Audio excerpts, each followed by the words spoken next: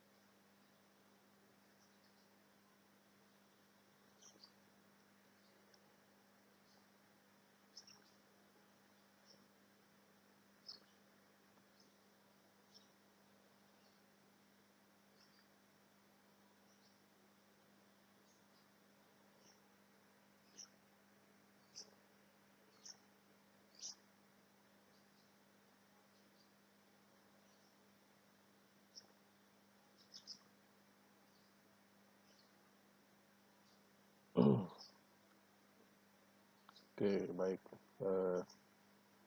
Dengar ya suara saya ya? Ada Pak. Ya, sudah Dengar Pak. lebih dari setengah masuk. Jadi kita bisa mulai. Baik. Assalamualaikum warahmatullahi wabarakatuh. Waalaikumsalam warahmatullahi Ya, wabarakatuh. oke, siap. Ya, selamat pagi buat semuanya. Jadi saya pingin Zoom di pertemuan ini ya. Pertama karena memang kemarin kita agak ketinggalan gitu ya. Ada kegiatan yang tabrakan-tabrakan seperti itu dan materinya agak tertinggal. Makanya kemarin saya buatkan materi dan saya upload di YouTube. Fungsi YouTube itu buat menyimpan materi supaya kalian bisa putar ulang gitu kapanpun waktu yang memungkinkan gitu ya. Karena kemarin ada yang di kuliah lain tuh ada yang sambil lagi vaksin gitu kan. Jadi kan kasihan juga kalau disuruh Zoom apalagi interaktif. Jadi saya juga pakai pola yang sama nanti buat perkuliahan ini, terutama di perkuliahan ini nanti ada penugasan lah, praktek ya, praktek individu nanti yang harus kalian lakukan, dan untuk memahami ulangnya ya nanti materinya akan saya simpan di YouTube tersebut, gitu ya.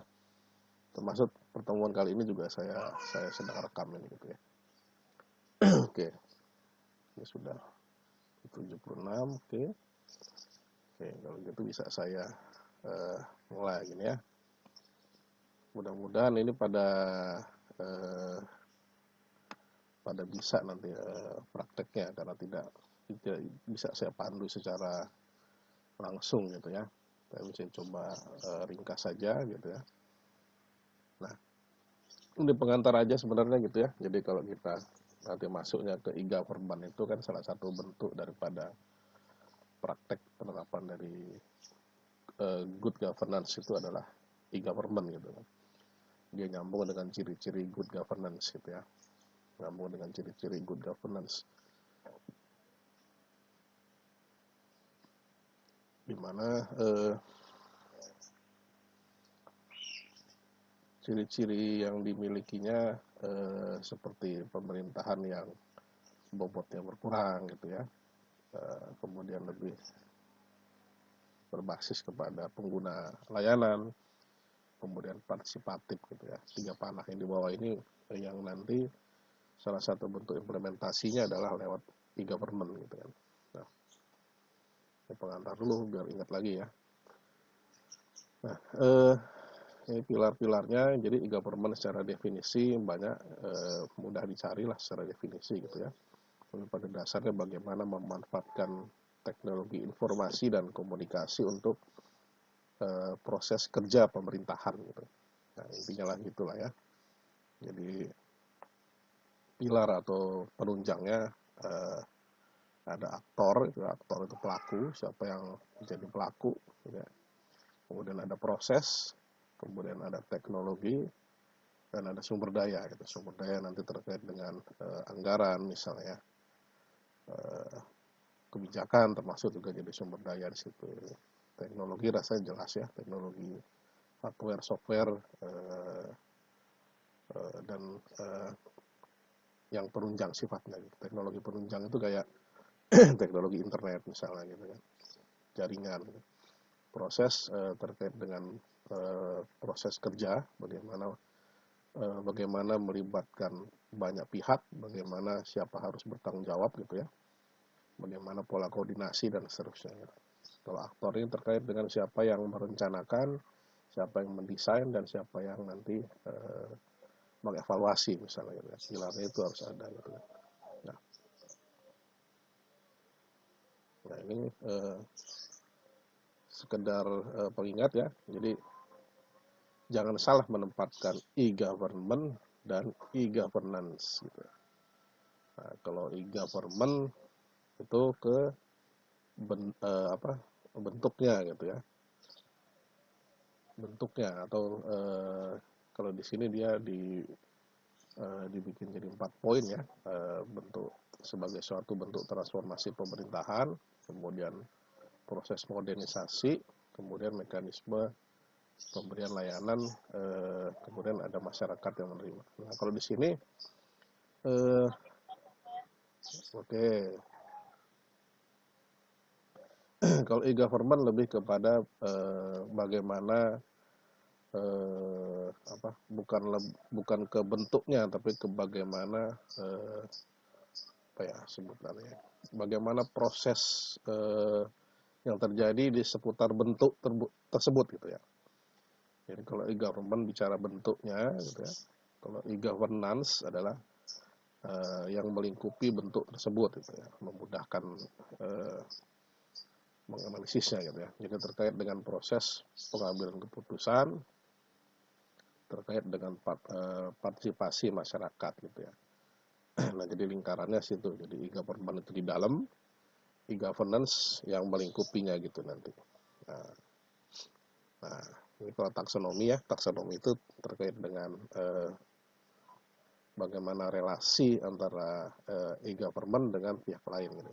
Jadi ada yang government to citizen, bagaimana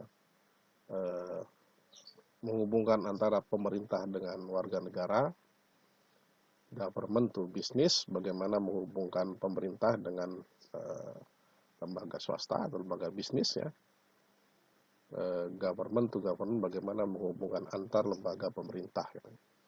Nah, yang terakhir yang muncul kemudian adalah bagaimana menghubungkan pemerintah dengan konstituennya gitu. Nah, jadi ini udah lebih ke aspek pengelolaan aspek politik gitu ya, bagaimana demokrasi dijalankan di situ. Ya, apa? Oke, ini sebagai pembeda. Nah, ini yang penting, yang enggak banyak diulas sebenarnya di pertemuan hari ini gitu ya, dan termasuk jadi bagian nanti dari tugas individu ya. Nggak berat kok, cuma menganalisis saja nanti bagaimana bentuk penerapan domain e-government ini di pemerintah daerah gitu ya. Jadi kalau domainnya ada 3 bentuk domain daripada e-government itu. Yang pertama e-administration ya. Jadi bagaimana e-government tersebut dibangun untuk mengurusi aspek-aspek administrasi yang terkait dengan kinerja administrasi pada organisasi pemerintah gitu ya. Jadi terkait dengan misalnya terkait dengan dokumen perencanaan, terkait dengan dokumen pengelolaan keuangan misalnya, terkait dengan dokumen evaluasi misalnya, evaluasi kinerja gitu ya. Nah, itu proses-proses administrasi tersebut yang kemudian diwujudkan dalam bentuk elektronik gitu. Nanti bentuknya misalnya masuk ke dalam aplikasi website gitu ya. Ada website kan yang sering kalian dengar misalnya sistem informasi keuangan daerah. Nah, itu bagaimana tugas administrasi keuangan daerah diwujudkan dalam bentuk aplikasi website gitu kan. Nah, Terus ada yang namanya SIMONEF misalnya, Sistem Informasi Monitoring dan Evaluasi gitu ya. Nah, itu kan kegiatan administratif juga gitu ya. Bagaimana monitoring dan evaluasi terhadap program misalnya dilakukan dalam bentuk aplikasi website gitu. Nah, itu yang pertama gitu ya. Terus kemudian kedua, jadi bagaimana e-government tadi itu dikembangkan untuk menghubungkan antara pemerintah dengan warganya gitu ya. Wah, masih ya. Ya, menghubungkan pemerintah dengan warganya gitu. Jadi dia bicara tentang e-citizen atau e-service gitu ya. Waduh, oke, potong ya.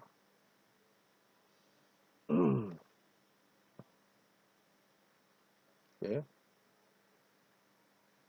ya, diingat pembedanya ya. Jadi kalau e-citizen dan e-service adalah menghubungkan pemerintah dengan warganya dalam konteks pelayanan publik gitu. Pelayanan publik yang sudah online misalnya apa? Bayar pajak misalnya, bayar pajak secara online misalnya. Bayar apa ya? Eh, eh, pengurusan perizinan secara online misalnya gitu ya. Nah, kita belum pada tataran misalnya kalau bayar SPP sudah online ya bisa ya, transfer bank dan seterusnya dan daftar daftar ulang secara online misalnya gitu. Nah, udah mulai ke situ gitu. Jadi implementasi e-service itu nanti muncul dalam bentuk layanan-layanan yang kemudian ditransformasi dalam aplikasi elektronik gitu kan. Nah, itu ruang lingkup dari e-service ya dan e-citizen juga bisa. Nah, yang bentuk terakhir adalah e-society gitu ya. E-society ini bagaimana e-government yang dirancang Pemda tadi itu mengedepankan aspek interaksi gitu ya, aspek interaksi antara pemerintah dengan masyarakat, kemudian dengan pihak swasta gitu. Nah, aspek interaksi ini wujudnya misalnya adanya forum-forum interaktif gitu ya, forum interaksi, forum tanya jawab misalnya itu kan. Kalau di website itu biasanya lewat ada yang chatbot sifat itu ya, tapi kalau kalau chatbot itu kan dia statis sifatnya karena udah disetting ya. Forum-forum yang aktif itu biasanya justru diintegrasi dengan sosial media kalau sekarang gitu kan. Jadi bagaimana misalnya Gubernur Jawa Barat membalas pertanyaan dari warganya gitu kan lewat sosial media gitu. Makanya kemarin di materi yang sebelumnya itu sempat juga saya singgung gitu kan, yang bagus itu website pemerintah itu kemudian integrasi juga dengan aspek sosial media gitu ya. Karena kalau mengelola website itu tidak bisa personal gitu ya, nggak mungkin Pak gubernurnya, wali kotanya ngamatin website terus, tapi kalau sosial media aplikasinya sudah ringan dan bisa lewat smartphone misalnya itu lebih praktis sifatnya. Tapi kalau ada yang seperti itu juga akan menarik gitu ya. Nah, ini nanti yang akan diamati bentuk-bentuk penerapannya pada website pemerintah daerah gitu ya. Nah, ini jadi dalam satu website itu bisa tidak hanya satu jenis gitu ya, tapi ada bentuk-bentuk penerapan yang misalnya cenderung ke arah e-administration gitu ya. Ada yang cenderung ke arah e-service misalnya, pelayanan publik gitu ya.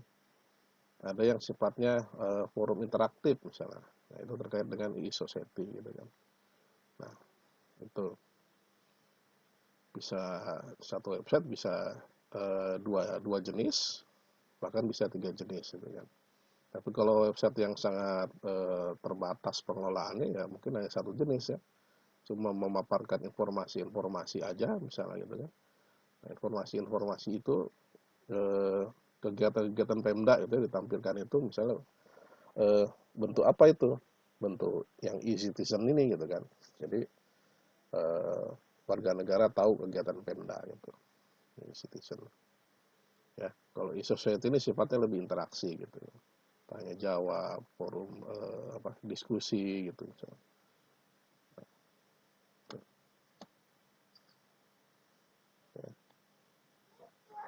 Nah ini benefitnya ya. Nanti nyambung di masing-masing domain itu ada fungsi dan ada manfaatnya masing-masing itu. Jadi ada yang manfaatnya lebih kepada misalnya society ya, terkait dengan aspek transparansi, misalnya akuntabilitas gitu ya. Kalau administrasi misalnya terkait dengan e-administration terkait dengan bagaimana meningkatkan kualitas pengambilan keputusan kan, karena semua sudah di online kan gitu. Nah, itu semua ada manfaat-manfaat yang nyambung ke sini gitu kan. Nah ini gitu ya. Nah, kalau dulu saya minta mahasiswa itu analisis website secara manual gitu kan. Nah sekarang kasihan juga kalau secara manual ya, ngeliatin satu-satu, ngebukain link-linknya itu gitu kan. Nah sekarang ada website, ada cara yang gampang gitu ya. Dan ini sudah banyak dipakai juga untuk menganalisis website ya, mengaudit website biasanya itu. Jadi saya pertama itu pakai tools Screaming Frog gitu ya. Kedua pakai gtmetrix.com. Nah, ini saya coba ganti dulu.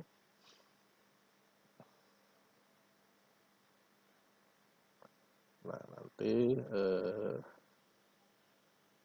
nah, kalau alamat Pemdanya silakan cari di Google ya. Jadi bisa pemerintah Kota Bogor misalnya, nanti Kota Bandung misalnya. Jadi alamat Pemda yang resmi itu nah ini kan akhirannya go.id biasanya. Nah ini nanti yang harus kalian keep ya. Jadi satu orang akan menganalisis satu website pemerintah daerah gitu. Ya. Satu. Nah kemudian tools yang pertama adalah ini gitu ya. Kelihatan ya. Jadi saya suka yang ini, banyak sih sebenarnya tools website crawling gitu ya. Nah, cuma ini lebih praktis, nanti saya tunjukkan. Jadi silakan kalian nanti browsing, cari, kemudian download ya. Kalau ini sifatnya di download. Itu yang pertama. Nah, GTmetrix bisa kalau GTmetrix ini nggak di download ya, sifatnya online gitu ya. Nanti tinggal buka ini, kemudian muncul halamannya gitu. Seperti ini halamannya, halaman depannya. Nah, nanti masukkan website di sini gitu ya. Saya contohkan ya. Misalnya Bandung nih.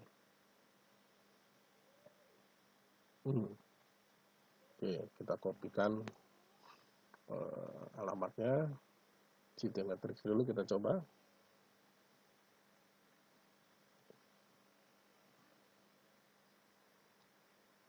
Nah, dia harus tersambung di internet ya. Nanti dia akan melacak. Kalau GTmetrix ini lebih kepada tools yang menganalisis kinerja website gitu ya, performance daripada website ini. Nah, berbeda dengan Screaming Frog nanti gitu. Kita satu-satu.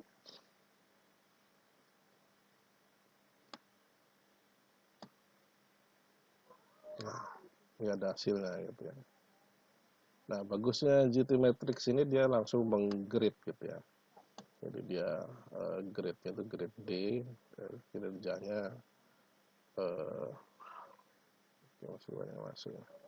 Kinerjanya pada angka 52%. Secara struktur websitenya itu sebenarnya bagus ya. Ya. Yang perlu dicermati nanti di sini gitu ya. Nah ini. Nah, ya. Jadi ini terkait dengan bagaimana kecepatan mengakses data gitu, mengakses data gitu, sorry. Jadi, interaktif sudah cukup gitu ya. Speed index sudah cukup. Nah, data-data semua banyak ya, tapi nggak perlu sampai ke sini lah. Yang perlu ditampilkan nanti untuk tugas adalah di sini gitu. Jadi ini cukup nanti kalian kopas saja gitu ya, performance dan strukturnya itu cukup dikopas gitu ya. Nah ini cukup kopas di sini gitu. Jadi kinerjanya kemudian pindahkan ke PPT gitu.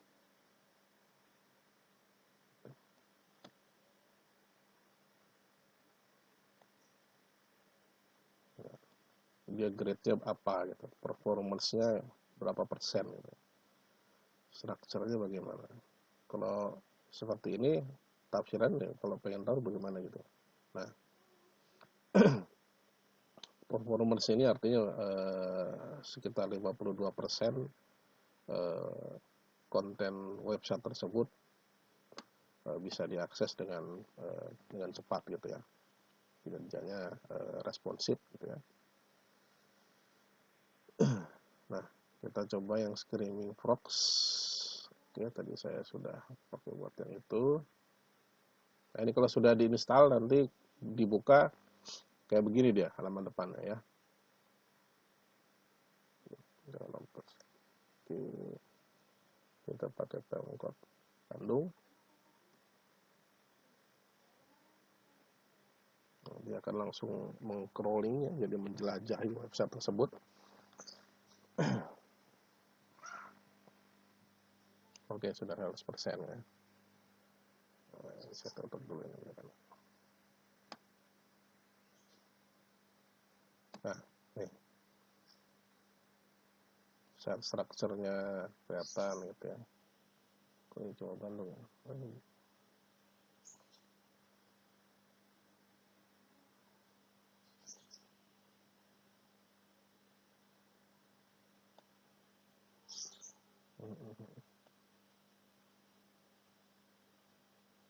Coba.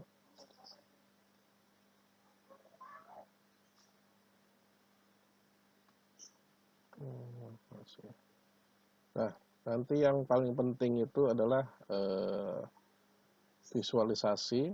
Nah, ini bisa gunakan ini ya, Corel 3 graph atau grafik. Tapi ini ada problem ini sebentar, websitenya tidak tercopy ini.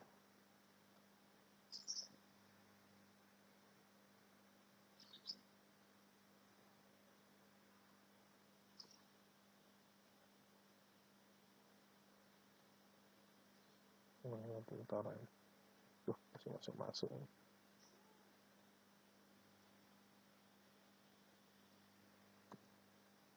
Kita pakai lampu utara aja. Nah, oke. Dia akan crawling, menjelajahi isi website. Nah, kalau yang berhasil website tidak ada problem, dia akan banyak yang keluar gitu ya. Datanya semua keluar. Oke, kita percepat aja. Nah, ini ada batasan ya. Jadi kalau yang free ini dia dibatasi sampai 500 URL. Di website ini kan banyak nih URL kan, ada pasar, OPD, aplikasi, pariwisata gitu ya. Nah, yang dibatasi sampai 500. Kalau websitenya besar mungkin bisa sampai ribuan link di situ. Nah, oke, 49%.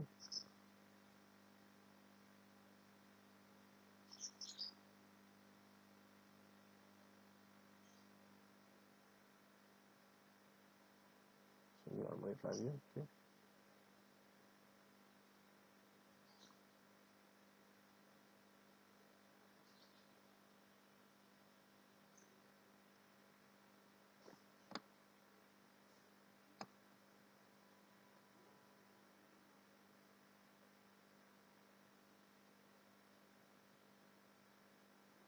Oh, tidak berpindah. Oke, bentar.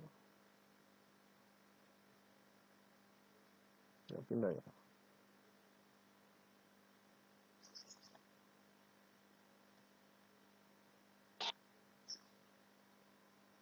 Nah, ini kelihatan ya.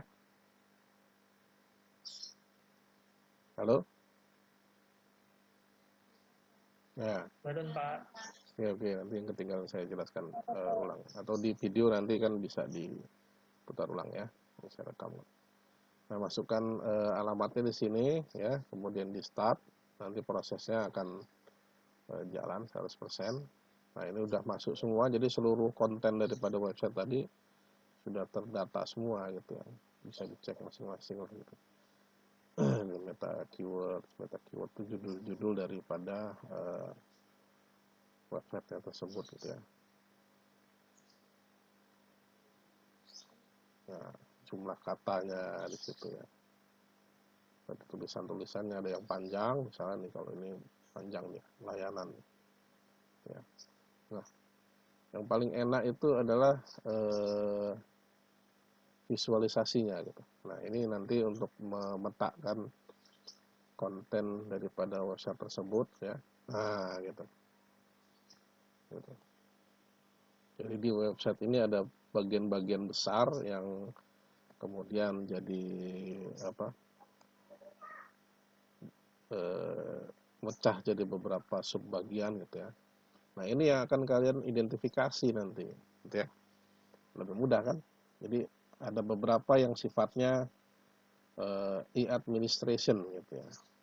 Nah, ada beberapa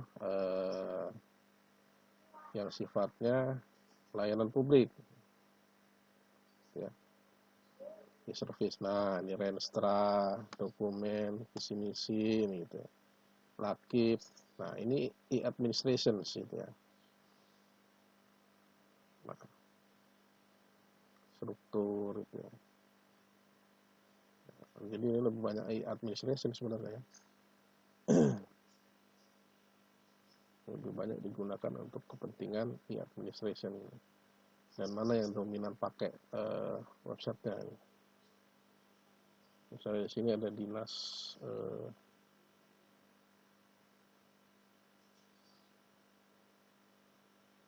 dinas perhubungan gitu ya. PKSDM gitu ya. Ini bisa di save ya. Kalian bisa save nanti.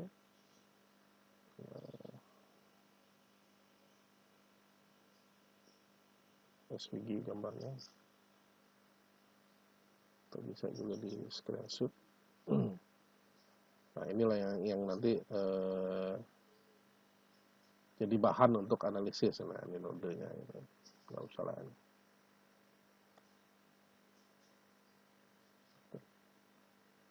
Nah, ini aja yang dianalisis ya. Jadi nanti kesimpulannya adalah konten website Pemda Lampung Utara lebih banyak mengembangkan atau membangun e-administrations gitu ya, untuk kepentingan administrasi gitu kan. Bahan itu pertama ya. Saya kembali ke PPT-nya. Oh sorry, salah.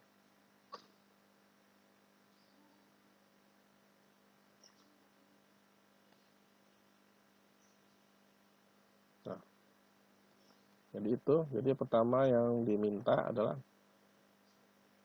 ini ya, bikin peta struktur website tersebut dan kategorisasinya gitu. Jadi kalian akan menghitung dari peta tadi itu yang dihasilkan dari Screaming Frog tadi, dan kemudian identifikasi kategorinya. Bikin aja tabel kecil gitu ya. E-administration, e-service, e-citizen, kemudian e-society gitu kan. Nah, pointer-pointer yang sifatnya administrasi, misalnya laporan atau surat penyurat, itu masuk kepada e-administration. Tapi kalau sifatnya layanan misalnya masuk kepada e-service ya. Gitu ya. Nah, Kemudian kinerja website nanti menggunakan GTmetrix ini gitu ya. GTmetrix ini bisa digunakan untuk menganalisis kinerja, rankingnya berapa gitu ya, berapa persen, grade-nya berapa gitu ya, secara structure berapa. Nah, domain e-government ini adalah hasil analisis kalian terhadap kategorisasi tadi itu. Jadi lebih dominan, bahasanya lebih dominan gitu ya, karena kan bisa jadi memuat konten e-administration, memuat konten e-service ya, memuat konten society juga mungkin ada juga konten seperti itu. Nah itu banyakkan mana gitu ya, dihitung gitu, banyakkan mana yang kontennya dari ketiga kategori tadi. Nah bahasanya nanti website Pemda Lampung Utara gitu ya, lebih dominan mengembangkan mengembangkan domain e-administration gitu ya. Jadi bahasanya dominan gitu ya. Nah, gitu ya, secara dominan mengembangkan aspek domain e-administration gitu ya. Nah, buktinya apa? Buktinya adalah hasil analisis dari peta struktur website dan kategorinya tadi itu. Nah, gampang aja begitu. Nah, jadi buat dalam bentuk makalah ya, sekitar yang paling 5 halaman juga udah cukup ya. Singkat saja, individu gitu ya. Nanti bisa cari tempat yang bisa online dan kemudian lakukan langkah-langkah seperti yang saya lakukan tadi. Nah, kalau ketinggalan nggak masalah, kita juga paham karena kadang sinyal putus dan seterusnya. Jadi video ini nanti saya akan taruh di YouTube dan linknya saya kasih tahu nanti lewat WA dan lewat Google Classroom gitu. Oke, bisa? Bagaimana? Coba ya. Halo? 1 menit lagi nih waktunya. Coba ya. Baik, Pak. Ya, nanti pertanyaan bisa di kolom YouTube ya. Ya saya sih nggak maksa gitu ya. Kalau mau bertanya bisa di kolom komentarnya YouTube itu karena lebih gampang monitoringnya gitu ya. Kalau di Google kadang notifikasinya nggak masuk gitu di Google Classroom gitu kan. Nah, kalau di YouTube biasanya ada notifikasinya gitu. Nah, saya rasa itu tanya jawab bisa nanti di sana. Saya akan upload video ini dan mungkin nanti secara lebih panjangnya kita diskusi di video sana gitu. Ya, karena Zoom-nya juga saya nggak pakai Zoom yang jurusan, cuma 40 menit. Oke? Ya, nanti secara detail tugasnya saya cantumkan di Google Classroom. Instruksinya misalnya berapa halaman, kemudian kapan ngumpulnya gitu ya. Gitu ya. Baik, Pak. Oke. Baik, Pak. Sip. Ya udah 1 menit. Kira-kira demikian dulu pengantar perkuliahan hari ini. Nanti kita lanjutkan di classroom.